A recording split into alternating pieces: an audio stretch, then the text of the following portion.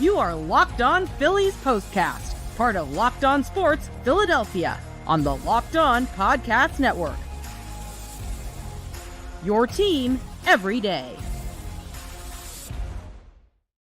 Yeah, I don't know what happened with the beginning. Welcome into the show, everybody. My name is Mark Farzetta, and you are Locked On Phillies Postcast after a very disappointing loss to the Los Angeles Angels.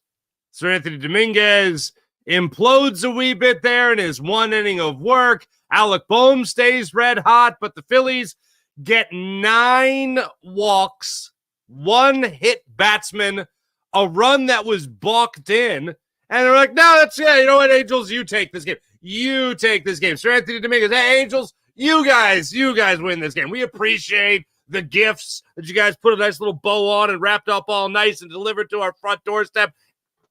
You guys take the win. We don't need this win. Come on. This show is brought to you by FanDuel. FanDuel, make every moment more right now. New customers get $150 in bonus bets guaranteed. That's $150, win or lose. Visit FanDuel.com/lockedon to get started. And as always, make sure you guys hit like and subscribe to the Locked On Sports Philadelphia YouTube channel. Let's start it off with 3 big things, as we always do. I'm going to save a positive thing for last, but the first thing, 9 walks, 1 hit batsman, the balked in run.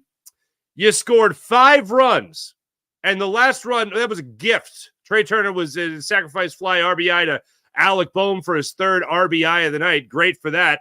But you get that many free base runners, and you can't put up more than 5 runs in that game against the Angels, who are not a very good baseball team. Spoiler, they're not very good. There were opportunities here for the Phillies where they could have certainly added a lot more runs there. 1 for 9 with runners in scoring position. The only hit they got was from Alec Bohm with runners in scoring position. 1 for 9. 9 guys left on base. Just did not come up clutch at all other than Alec Bohm. And I know there was a couple of long fly balls hit the deep right field off the end of the bat from Garrett Stubbs, of all people. Kyle Schwarber had one that I thought was going to leave the park there late in the game. There just was no big hit in this game outside of the first inning with Alec Bohm. And Alec Bohm is just basically automatic right now. If he's up, he's getting runs for you. Nobody else is going to help this team out. Nobody else is going to step up to the plate literally and figuratively and help this team out. 5 runs. Okay, that's not a terrible day. But when you consider the free passes given to this Phillies team today, Canning was all over the place. Like I said, okay, let me go in order here. Brandon Marsh had a leadoff walk in the 4th inning. Got nothing after that. Garrett Stubbs had a leadoff single in the 7th inning. Got nothing after that. And then in the bottom of the 7th inning, that's when SerAnthony Dominguez took over and some bad things happened. That's why we're going to get to number 2 right now on the 3 big things list for this show today. SerAnthony Dominguez is done. He is cooked. And I was watching him in that inning and thinking, I'm rooting for him. I don't hope that anybody that pitches for the Phillies does a terrible job. I'm not like, I must be right, like about predictions or whatever. Like, no, bottom line is I want the team to do well. I want everyone to perform well. But SerAnthony Dominguez is just 1,000% lost right now. And watching him in this game, I found myself going, oh, maybe he's going to get something going here for himself. Maybe SerAnthony Dominguez, maybe he's got something up his sleeve in this 7th inning. But then he allowed the infield single, and this is what really sucked for him. The infield single was off the plate. At least it looked like it. I didn't see a replay, but I went back on the old DVR and watched it again. It looked like a chopper off the plate that just dribbled up on the grass just inside the 3rd base line. And Adrianza ends up reaching on that infield single. So some bad luck for SerAnthony Dominguez at that point. Then Nito steps up there and he just drills a single to left field. So I was like, all right, well, maybe it's not luck anymore, but still now you got 2 runners on. Trout goes up there and grounds into the fielder's choice, 1-4 fielder's choice. So you get the first out of the inning there. Then Adell strikes out. SerAnthony Dominguez actually gets 2 outs in the inning with runners on the base, 2 runners on. He gets 2 outs recorded there by striking out Adell. And then Ward steps to the plate and he goes up 0-2 to Ward. Goes up 0-2, and I'm thinking he is 1 strike away. SerAnthony Dominguez is one strike away from preserving this Phillies Angels tie ball game, tied at 4, and they're going to step out of this inning, and oh my goodness, SerAnthony Dominguez is going to actually hold the score for the way it is. This is great. And then Garrett Stubbs lines up, high crouch, if you will, lines up, high mid, right? Wants the high fastball from SerAnthony Dominguez. And what does SerAnthony Dominguez do? He throws it in the dirt for a wild pitch with a runner on second and third with 2 outs in a tie ball game. 1 run scores. Garrett Stubbs panics, I guess. The second run scores via an error from Garrett Stubbs as he airmailed the toss over SerAnthony Dominguez, who was coming in to cover home. 2-run score on the play. And that's how you get runs 5 and 6 for the Angels. SerAnthony Dominguez is doomed, and ultimately the Phillies became doomed after that 7th inning. You can say to yourself, he's just snake bit. You say it's just extremely unlucky. But this is now a pattern, and it's been a pattern for SerAnthony Dominguez.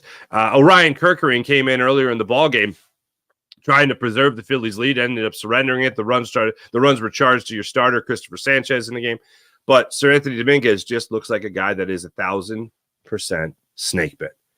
And he gives up the hits that were absolutely drilled and absolutely teed off, with the exception of the one that was the chopper off the home plate.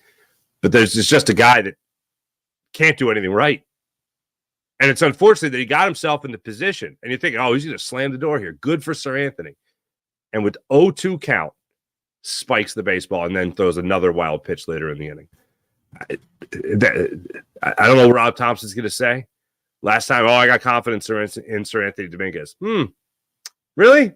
Even now? Still confident? SerAnthony Dominguez? Not ideal. That 7th inning for him. Not ideal. So SerAnthony Dominguez, number 2 of the 3 big things. And then number 3, I'm actually going to be positive about this one. Alec, it's a loss, so it's not exactly time for smiles, but I do want to take a second and just appreciate what Alec Bohm has been doing. Coming into tonight, he was hitting .440 with runners in scoring position. He was hitting .420 with runners on base. Coming into tonight, NL Player of the Week, Alec Bohm, and he steps up with another 3 RBIs tonight. There was a couple instances there tonight that he wanted to see him really make things come to fruition for this ball club and really cash in for this offense. He got you 3 RBIs. 2 of them came in the first inning on an RBI single to left field after Kyle Schwarber led off with a single, and then Trey Turner got hit by a pitch. Alec Bohm goes up there and drives in 2 runs with that single, makes it a 2-0 ball game before you blink. Brandon Marsh stepped up there, the former Angel. The trade with Logan O'Hoppe, I know it was referenced many times tonight during the broadcast, but then the Brandon Marsh goes up there. He gets a sac fly RBI. It's a 3-0 ball game going out of the first inning. Christopher Sanchez, we'll talk about him coming up in the next segment. He didn't exactly have it all together today, again, for a second consecutive start. That's not a real good thing for Christopher Sanchez, but he did give 1 run back there in the bottom of the first inning. But the Phillies, I thought we're going to eventually just break out of it and take control, considering how Canning was all over the place. And there was one inning in particular that drove me crazy. And I said to myself, I'm not going to let this inning bother me, because the Phillies were still in the lead. It was early in the ball game, and they'd been winning, and they've been driving in runs. So I'm not going to let what happened in this one particular inning get under my skin. But we're going to talk about that and Christopher Sanchez outing tonight when we come back here. You're Locked On Phillies postcast on the Locked On Sports Philadelphia YouTube channel. Oh, ladies and gentlemen, do you have fun with DoorDash? You should have a lot of fun with DoorDash, because DoorDash is where it's at. Everyone loves DoorDash. It's incredible. Things you're using on DoorDash. Don't forget DoorDash on Mother's Day, by the way. You can get all your great stuff for mom on Mother's Day. Use promo code LOCKEDONMLB. That's LOCKEDONMLB to get 50% off your next order, up to $15 when you spend $15 or more on your next flower arrangement order on DoorDash. Convenience store as well as grocery and retail order now on DoorDash. That's promo code LOCKEDONMLB. We all want to take care of mom for Mother's Day, considering how great she took care of us. Come on. Mother's Day just around the corner. DoorDash offers all you need in a very efficient way. Get the thoughtful gifts that mom deserves with the convenience you need. Choose same-day delivery, or you could schedule a week ahead of when the flowers and gifts should arrive to her door with DoorDash. Order now and get everything you need for Mother's Day on DoorDash. Use promo code LOCKEDONMLB to get 50% off your next order, up to $15 when you spend $15 or more on your next flower arrangement, a beautiful bouquet showing up to mommy's doorstep. How great is that? Also for yourself, convenience, grocery list, whatever you got, order now on DoorDash. That's promo code LOCKEDONMLB. Promo code LOCKEDONMLB at DoorDash. Using DoorDash today. Terms apply.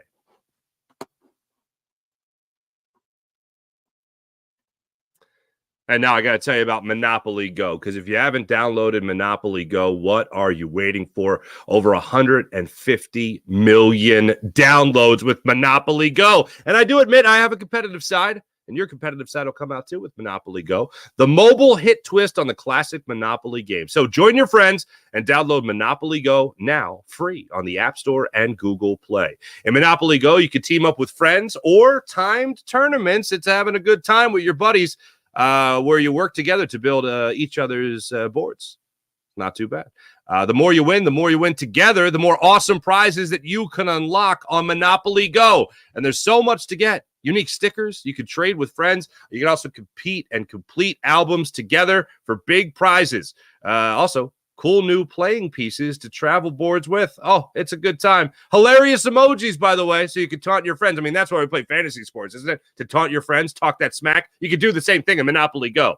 Plus, Monopoly Go feels new and exciting every day with constantly changing tournaments and challenges. A ton include with their unique mini games like digging for treasure. And how about this? You can heist your friends' vaults in the game. It's a great twist on the classic Monopoly game. There's always something fun to discover in Monopoly Go, so get off the bench and go download it now for free on Google Play and the App Store. That is Monopoly Go. Game on. So let's look at Christopher Sanchez and what he had going on for himself tonight. Another struggle-filled performance. If you remember, he lasted just 3 innings in his last start against the Cincinnati Reds in Cincinnati. Tonight, 75 pitches over 5 innings of work. That right there is not atrocious, but what is just 42 strikes for Christopher Sanchez in that span. Over the 5 innings of work, he surrendered 7 hits, was charged for 4 earned runs, was in the game for 2 of them, only had 1 strikeout, and he did surrender that home run to Adell in the first inning. What was really wild to me, there was only 1 swing and miss tonight. 1 swing and miss for Christopher Sanchez. There were times where I thought Malachi, behind the plate, home plate umpire, Malachi Moore, I believe. I think that's his name, Malachi Moore. The high strike was optional. It was a strike most of the night, and then something. Actually, you know what? SerAnthony Dominguez kind of got squeezed there because of a strike that was called to Mike Trout, or a ball that was called to Mike Trout, had been a strike pretty much all night. Christopher Sanchez was the victim of that a couple of different times tonight, unfortunately. But all in all, again, just for the second consecutive start, did not look like he had his best stuff. The changeup wasn't dying like it has for him. The movement on the fastball, not that he's got the best life ever on a fastball, but the movement that he usually does have was not existent tonight in Anaheim, unfortunately, against this Angels team. He just, for the second consecutive start, did not have the good stuff coming from that left arm today. So that was troublesome for me. And when they decided to go on to Orion Kerkering, my first thought was, well, okay, this is a good thing, because this is exactly what you want to train Orion Kerkering for. You have 5+ innings. You make the pitching change, and you give the ball to Orion Kerkering after Ward led off with a single to right field, and then Drury came up with that single to center field. That's when Rob Thompson came in, brought in Orion Kerkering, and unfortunately, he couldn't stop the damage. Redifo bunting in that situation on Orion Kerkering, I found very interesting. And Ron Washington in the Angels dugout, I don't know what he was cooking up, but you have a guy in the meat of your order, laying down bunts. And on the 3rd bunt attempt, he laid down a successful bunt. and it advanced the runners to second and third. So now you have second and third with one out on Orion Kerkering. Ohapi came up with an RBI ground out to Bryson Stott. Nothing the Phillies could really do on that. Tucker came up with an RBI single to center field, and then Tucker was caught stealing to end the inning to help the Phillies at least get out of that. So you at least get out of it, still tied at 4 at that point. When Orion Kerkering came into the game, it was a 4-2 Phillies lead. The last run they had was the balked in run, courtesy of the Angels there, courtesy of Canning, who got the start. And then the Phillies, unfortunately, couldn't do anything until the top of the 9th inning when they got that sac fly RBI from Alec Bohm, because who else drives in runs for the Phillies? But it was a 4-4 ball game. You still had confidence that with how the Angels were all over the place, the Phillies would be able to get those base runners and they'd be able to finally knock in some runs. And then it just never happened.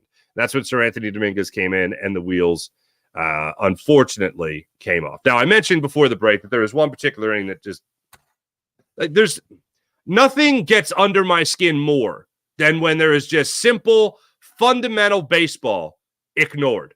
And one of those things that is simple, fundamental baseball is that when you have a starting pitcher like Canning was tonight, who was all over the place. I mean, talk about a guy, 44 of his 86 pitches were for strikes. That's god-awful. 5 walks in 5 innings, and he hit a guy. I mean, come on.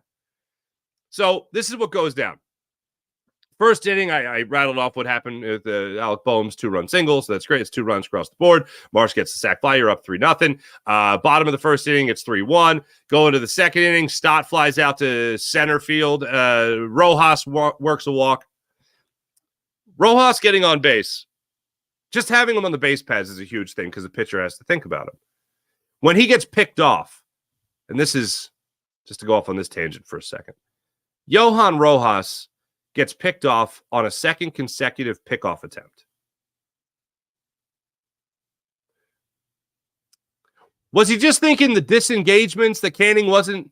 No way, he's going back to back on me here. No way. 2 consecutive pickoff attempts. He's not doing that. He was dead in the water. Johan Rojas. That can't happen. All right. That's one thing. Fundamental baseball. Can't do it. The second thing, and this is the thing that really grinds my gears, and this is the thing I was teasing before the break, the third inning. So you have a pitcher who's struggling, who can't find the strike zone, right? You have a pitcher who can't find the strike zone. What do the Phillies do in the third inning? Trey Turner he flies out to, or grounds out to third on the third pitch of the at-bat. Okay, fine. Bryce Harper tries to jump on a first pitch, misses it, lines out to center field. Very next batter, Alec Bohm, and I don't got a bad thing to say about Alec Bohm, except for this. Tried to jump on a first pitch fastball, lined out to opposite field. A 5-pitch inning for Canning in the third inning. This is basic baseball. When you know a pitcher can't find that, and you knew early in this ballgame, you could see Logan Ohapi behind the plate, similar to Garrett Stubbs there in the 7th inning with SerAnthony Dominguez, setting up high for a high fastball, ball's low outside. Setting up low and inside, the ball's high and outside. Canning was all over the place. And instead of the Phillies being patient and waiting for that right pitch, they said, oh, we're going to jump on him, man. We're going to jump on him. This wasn't I didn't feel like this was the game to do that. And I know they still managed 9 walks in the game. I know they still managed 10 free base runners in the game. I know they still managed that. But the opportunity to cash in was throughout the ballgame, and the Phillies failed to do that. The situation that presented itself, the Phillies still had an opportunity to win late in the game. It was a 4-4 game. SerAnthony Dominguez does his job. Maybe you get into that 8th inning and you really have an opportunity to put things away. Maybe that sac fly RBI in the top of the 9th inning ends up being the game-winning run for the Phillies. Maybe then you have Jose Alvarado or Jeff Hoffman come in the bottom of the 9th inning and slam the door on the Angels, and you actually walk out of this game with a 5-4 victory instead of a 6-5 loss. Maybe. Seems like a bit of a stretch, but maybe. I just can't get over the idea that the Phillies chose to be aggressive in the 3rd inning. Then in the 4th inning, you get Marsh to lead off. Then Castellanos lines out. He did. Castellanos. I am rooting for Castellanos now. Ripped the line drive to deep right field. Adell crashed into the wall to make the catch. He gave it a ride. Castellanos absolutely gave it a ride. And Adell caught it off the wall, or crashed into the wall after he caught it. Stott then stepped up to the plate, grounded out to second, and then Johan Rojas grounded out to third. And that was the end. After a leadoff walk, couldn't do anything with Brandon Marsh. You get into the fifth inning there. You get a one-out walk with Kyle Schwarber. Turner then gets a single. You're able to at least get the run with the automatic ball in that one. And then Bohm, unfortunately, flies out to second base, pops out to second base. Shallow center field, actually. Should have been Trey Turner's ball. For the young, or shoot, Trey Turner. Mike Trout's ball. For the young players, that's the outfielder's ball. But Renifo decided he needed to get that baseball. And that was it. You have two runners on with one out. Meat of the order, heart of the order coming up. And you get the only run you get is because, again, Canning couldn't focus and had a third disengagement to balk home a run with Kyle Schwarber on third base. Are we having fun? I hope we're having fun. So that's where we were at, unfortunately. Seventh inning was another opportunity the Phillies had with Garrett Stubbs on first base after a leadoff single. That's when they brought in Simber, the wacky sidearm delivering right-hander. Stubbs gets leadoff walk. Schwarber then grounds out to second. Stubbs goes to second on that play. Turner then grounds out to short. Harper gets the intentional walk. Bohm walks. Bases loaded. Can Brandon Marsh stick it to the team that traded him away? No, he cannot. Unfortunately, he grounds out to first, and that was the end of that threat. And in the bottom of the seventh, the wheels came off, and that was that. Let's see here. I got one comment I want to get in before we go to our next break. Two comments. And the Braves did lose, crazy. The Braves did lose, unfortunately. First time in 25 years. Yeah, certainly would have felt that way. Oh, Tim Kelly. Yeah, so he's out of options. He would have to accept it. Yeah. Well, let's hope that SerAnthony Dominguez accepts it. If not, I'll accept it for him. You know what I'm saying? All right, coming up, we'll look at tomorrow's game as the Phillies will play game 2 of this 3-game series and try to put themselves in line tomorrow with the opportunity to still win yet another series. We'll look at that game for game 2 of this 3-game series coming up in a few. You are locked on Phillies Postcast.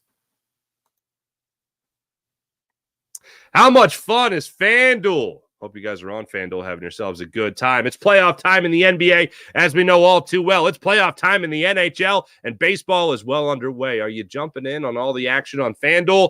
FanDuel is your place to bet on every game. And right now, new customers for FanDuel can get $150 in bonus bets guaranteed. New customers get $150 in bonus bets guaranteed. Win or lose. So you can bet on everything from slap shots to home runs to strikeouts to slam dunks to assists to walks. You can do all that on FanDuel, on the app that's safe and secure and easy to use. So what are you waiting for? Visit FanDuel.com/lockedon and make your first bet an automatic win. FanDuel, America's #1 sportsbook. After this frustrating loss, and it certainly feels like we're having our fair share of frustrating losses as of late in Philadelphia, the Phillies and Angels will be back at it after this 6-5 loss to the Angels. Same time, the odd start time of 9:38 out there in Los Angeles. The 11-18 Angels will take on the 19-11. Sir Turnbull will get the start for the Phils, likely his last start of the season, last start for the foreseeable future, at least, as he will most likely go to the bullpen. I saw somebody speculating I think it was Matt Winkler of covers Phillies minor leagues, that Spencer Turnbull will most likely get the opportunity to pitch in a 7th inning like tonight next week. Not SerAnthony Dominguez. So SerAnthony Dominguez will most likely be relegated to a mop-up role, as we all kind of assumed. But Spencer Turnbull likely to make his last start for the foreseeable future. He comes into this ball game 2-0 with a 1.33 ERA. But yeah, let's send this guy to the bullpen because, that makes sense. And he'll go against Tyler Anderson, the left-handed pitcher, the veteran left-handed pitcher, 34 years old. comes into this game fresh off a couple of solid starts, really. 5 innings of 2-run baseball against the Baltimore Orioles. Unfortunately for him, it was a losing effort. Also tossed 7 innings of 2-run baseball. Just one of those runs was earned against the Cincinnati Reds. That was a 7-inning performance. Got hit around a little bit there by the Boston Red Sox, only lasted 4 1/3. But prior to that, back-to-back 7 shutout inning performances, allowing just 4 hits against the Marlins and the Tampa Bay Rays. So that's who the Phillies got tomorrow, Tyler Anderson. One thing I need to see tomorrow, and, it's crazy to think about this in a situation where they ended up walking 9 times, okay? I want to see continued patience from Nick Castellanos. I've talked about it a lot with Trey Turner, and Trey Turner has certainly found his groove over the last couple of weeks of the season, really the 10-game homestand when he raised his batting average 71 points. That's really where he found that groove. Alec Bohm was along those same lines with his now 13-game hitting streak, and this is pretty special. Raising his batting average over 100 points, that's pretty spectacular. Nick Castellanos, and he had that long drive tonight. I just have this feeling that he is going to be able to break out of it, and what he needs is patience. A couple of times over the last handful of games, the low and away changeups, the low and away sliders that he so typically just throws the barrel of the bat at and then misses. He seems like he is starting to recognize those pitches a little bit better. I know that he's been putting in the work when it comes to early batting practice and looking at film and all that. Whatever it is, it seems like it's something that he's finally making an adjustment on. And one of the reasons he was able to get out to such a hot start last year is because he had that patience and that plate discipline. And really above those two things, he even had the pitch recognition. And I feel like watching Nick Castellanos over the last handful of games, he has started to be a little bit more particular about the pitches that he swings at. Now, sure, does he have at-bats that are just lost? Absolutely. But it's on the upward trend for Nick Castellanos. Alec Bohm's great, and he's awesome. He's a player of the week in the National League, and that's fantastic. It's not going to last forever. As much as I'd love it to last forever, it's not going to last forever. The Phillies are going to need somebody else in this lineup to step up and start mashing. So that when you have these close games, it's not just Alec Bohm driving in 3 of your 5 runs. It's coming up with that big hit. And Alec Bohm has been able to do that more than anybody, especially in the first inning. A couple of hits in the first inning against Cincinnati Reds in that series. A couple of hits in the first inning, or hit in the first inning tonight against the Angels to open things up. This is exactly what you want to see. This is exactly what you need to see. Same thing against the Padres. First inning hits, big deal for Alec Bohm. Somebody else throughout the game has to pick it up too. It can't just be all on Bohmer. I know we're all waiting for Kyle Schwarber to just start the Schwarberian experience that we've seen so often. We might have to wait for June for those consistent numbers. But when it comes to everything else, you're just waiting for this lineup to crack open. And when I look at a guy, and for the most part, they have. They're one of the best offenses in baseball. I'm not ignoring that. But on nights like tonight, where it's a close game, every little bit helps. And every little bit can hurt. Johan Rojas getting picked off of first base. That certainly hurts. Not hitting with runners in scoring position. Who else is going to be the guy to hit with a runner in scoring position? Looking at you, Nick Castellanos. You just got a two-run homer game from Bryson Stott against the Padres. He had his turn. When's it going to be Nick Castellanos' turn in this lineup to start carrying this team a little bit? That's what I'm going to cross my fingers for in the very near future to see if that turns around for Nick Castellanos, because just watching him, it's getting closer and closer with those swings to really heating up. And I know he got his first home run against the Padres. As I joked about yesterday, it was like an inch over the wall. But hey, homer's a homer. All right, once again, tomorrow, Spencer Turnbull gets the ball against Tyler Anderson. All right, the goal for tomorrow night, the Sixers play at 7 o'clock, Game 5 of their first-round Eastern Conference series against the Knicks. I'm not expecting the Sixers to win that, unfortunately. The goal tomorrow night will be to do the double dip again.